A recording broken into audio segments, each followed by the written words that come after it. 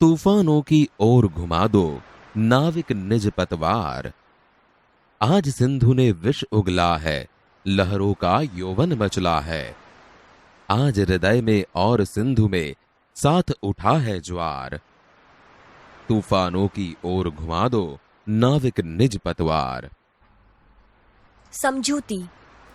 कवि यहाँ मुसीबतों या परिस्थितियों का निडरता से सामना करने की बात समझाते हुए कहते हैं कि हे नाविक, समुद्र के तूफान का सामना करने के लिए तुम अपनी पतवार तूफानों की दिशा में मोड़ दो। आज सिंधु ने विष बाहर निकाला है, अर्थात विषम परिस्थिति पैदा की है। सागर की लहरें भी उमड़ उमड़ कर नाव को डुबाना चाहती हैं। आज समुद्र में ज्वार उठा है, साथ में कवि के हृदय में भी ऐसी परिस्थितियों का सामना करने की भावना का ज्वार उठा है। लहरों के स्वर में कुछ बोलो, इस अंधड़ में साहस तोलो। कभी कभी मिलता जीवन में तूफानों का प्यार। तूफानों की ओर घुमा दो नाविक निज पतवार। समझूती। लहरों का जोर बढ़ रहा है। तुम भी इन लहरों के जैसे ही अपना साहस दिखाओ और इस तूफान में अपना साहस या हिम्मत दिखाओ। तूफानों का प्यार जीवन में कभी कभी ही मिलता है, अर्थात कठिनाइयों का सामना करना भी एक अनुभव है।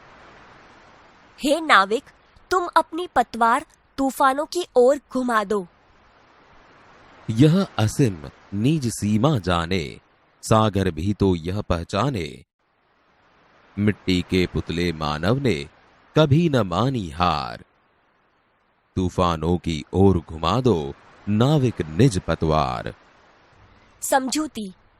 यह समुद्र भी अपनी सीमा को जानता है। वह असीम होते हुए भी अपनी सीमा को जानता है। मनुष्य मिट्टी का पुतला है, उसने कभी भी किसी से हार नहीं मानी है। हे नाविक, तुम भी इसकी सीमा को पार करने के लिए अपनी पतवार को तूफानों की ओर मोड़ दो। सागर की अपनी क्षमता है, पर मांझी भी कब थकता है। जब तक सांसों में स्पंदन है, उसका हाथ नहीं रुकता है।